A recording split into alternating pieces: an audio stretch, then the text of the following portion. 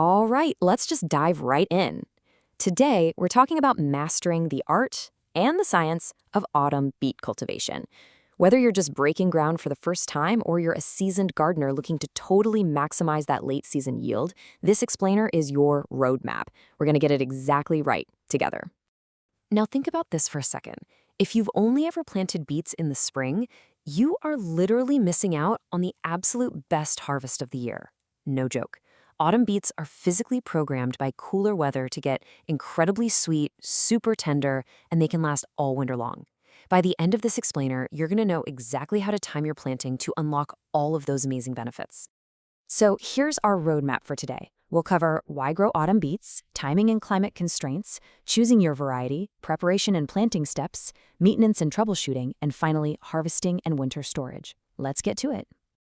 Section 1. Why grow autumn beets? We're talking sweeter harvests and totally stress-free growing.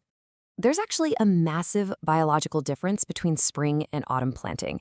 In the spring, those young plants often get hit by early cold snaps, and that extended cold shocks them, causing a huge risk of bolting, which, is when the plant panics and prematurely flowers instead of growing that delicious root we actually want.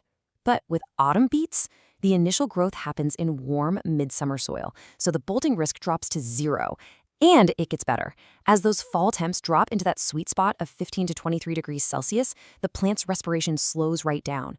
This biological shift is like a switch flipping. It tells the plant to start actively storing massive amounts of sucrose. So yeah, those dropping temperatures literally program the root to become incredibly sweet. Moving on to Section 2, timing and climate constraints. Let's look at the mathematical formula for perfect timing. It sounds kind of wild, but for a successful autumn harvest, your main sowing window actually hits right in the middle of summer. You're going to want to start sowing in mid-June and absolutely wrap it up by mid-July. This timing is absolutely crucial because it perfectly aligns the beet's most intensive growth phase with August and September. It takes full advantage of those ideal 15 to 23 degree cooling temperatures we just talked about. The ultimate goal here is to hit full maturity right before those dangerous hard frosts arrive in October or November. So whatever you do, don't just guess. Use this simple mathematical formula to find your exact final sowing date. You start with the average date of the first hard frost in your specific area. Got it? Okay. From that date, subtract the days to maturity for whatever beet variety you chose. Then, and here is a major pro tip for you, subtract a 14-day buffer. Why? Well, as autumn days get shorter and cooler, plant metabolism and photosynthesis naturally slow down, meaning the whole growth process takes just a bit longer. Finally, subtract the 5 to 10 days it takes for the seeds to germinate. Boom! This formula guarantees your crop matures perfectly before the frost hits. All right, Section 3. Choosing your beet variety. Let's pick the exact right seed for your needs. Depending on your endgame, you've got 3 top-tier choices for autumn planting. First up, if your main goal is feeding the family all winter long, Let's Winter Keeper is the absolute king of storage beets. Now, it takes 75 to 80 days to mature, but the crazy thing is it stays incredibly tender and sweet even when it grows to a massive size. Seriously, it's a beast. Now, if you're running a bit late on your planting and you're expecting some wild weather swings, Hearty is your best friend. It matures in just 55 to 60 days and is practically bulletproof against temperature swings. Or if you want something totally unique, check out Avalanche. It matures in a lightning-fast 45 to 50 days, it's pure white, has 0 earthy taste, and hey, it won't stain your cutting board red, which is always a bonus. Section 4, Preparation and Planting Steps. It's time to unlock the tough beet seed. Okay, there's a biological quirk here that changes everything about how you plant beets. That thing you buy in a seed pocket, it's not actually a single seed, it's a seed cluster. Technically, it's a dry fruit holding 2 to 4 true seeds, completely locked inside this ridiculously tough woody outer shell. Because of that armor, we can't just toss them in the dirt and hope for the best. We have to do a little prep work. To break that dormancy and actually get high germination rates, you need to follow a strict pre-soaking routine. Step 1, soak those seed clusters in room temperature water for exactly 24 hours. Step 2, change that water out 2 or 3 times. This adds essential oxygen and physically washes away natural germination inhibitors that are hiding in that woody shell. Step 3, dry them just slightly so they don't stick to your fingers when you're working. And finally, Step 4, sow them 1.5 to 3.5 centimeters deep in nice, moist soil. Oh, and if your soil is sandy and dries out super fast, just go a tiny bit deeper. Now, remember how we just said one seed cluster contains up to 4 seeds? Well, that means multiple plants are definitely going to sprout from a single spot. It's inevitable. So to stop them from choking each other out, you absolutely must thin them in 2 phases. Phase 1, when they've got 2 or 3 true leaves. Carefully pluck out the weakest ones so the remaining plants are sitting 3 to 4 centimeters apart. Then, Phase 2, when they hit about 10 centimeters tall, thin them one last time to a final spacing of 10 to 12 centimeters apart. And honestly, do not throw those pulled plants away. They make absolutely fantastic microgreens for a salad. Moving right along to Section 5, maintenance and troubleshooting. We're looking at water, nutrients, and the very real danger of fresh manure. When it comes to feeding your beets, they absolutely love potassium. It's what drives that massive sugar accumulation we want. And they need phosphorus for strong root establishment.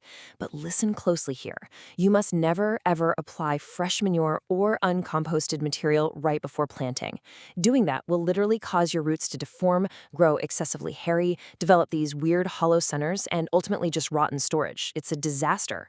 Similarly, way too much nitrogen just gives you giant, pretty leaves and tiny, useless roots. Keep the nitrogen low. You also need to watch out for a highly specific biological threat, boron deficiency. Beets are incredibly sensitive to a lack of boron in the soil. If they don't get enough, they develop this terrible condition called black heart.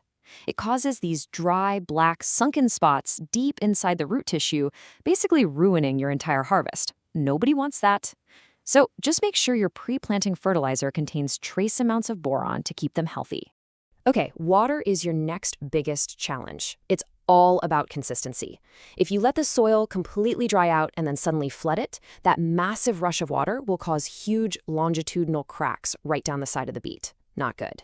Plus, if the plant suffers through a drought in its first 6 weeks, its vascular tissues undergo something called lignification. That's a fancy way of saying they turn irreversibly woody and fibrous. And trust me, no amount of water later on is going to fix that. The solution is super straightforward. Provide a consistent 25 millimeters of water per week, ideally through drip irrigation, to guarantee those tender, perfect roots. And finally, Section 6, harvesting and winter storage. Let's talk about beating the frost. You've got a few really precise visual cues to know when it's harvest time. First off, you actually want to intentionally stop watering 3 to 4 weeks before your planned harvest date. I know it feels wrong, but this halts the sap flow, concentrates those delicious sugars, increases the dry matter, and drastically improves how long they're going to last in your root cellar. You'll know they're ready to pull when the root diameter hits 5 to 8 centimeters, the bottom leaves start naturally yellowing and drying up, and the broad shoulders of the beet roots start peeking up right above the soil line. But pay attention to this critical threshold, -2 degrees Celsius. While beet leaves can totally brush off a light frost, those exposed root shoulders peeking out of the soil, they will irreversibly freeze if the ambient temperature drops to -2 or -3 degrees. That frozen tissue quickly dies and basically becomes an open door for bacteria, leading to immediate rotting. You absolutely have to harvest your entire crop before temperatures hit this danger zone. And when you do pull them, make sure to leave about 1 centimeter of the stem attached to the root. That stops them from bleeding out all those beautiful sweet juices. Now, just a quick professional disclaimer before we wrap up. Remember that the planting dates, timelines, and temperatures we've discussed today are general recommendations based on optimal agronomic data. Agriculture is super localized, right? So you always need to double-check your specific regional first frost dates and local planting guidelines because microclimates can vary wildly from town to town. So there you have it. By understanding the biology of the seed cluster, mastering that mathematical timing formula, and keeping a close eye on your water and nutrients, you are totally equipped for a massive autumn harvest. Now that the secret to sweeter, perfectly timed autumn beets is out, I've got to ask, which variety will you be planting in your garden this July? Are you going for the massive Lutz Winterkeeper, the rock-solid Bultardi, or the pristine White Avalanche? Grab those seeds, get them soaking tonight, and have a fantastic time planting. Thanks so much for hanging out and learning with me on this explainer. Catch you next time.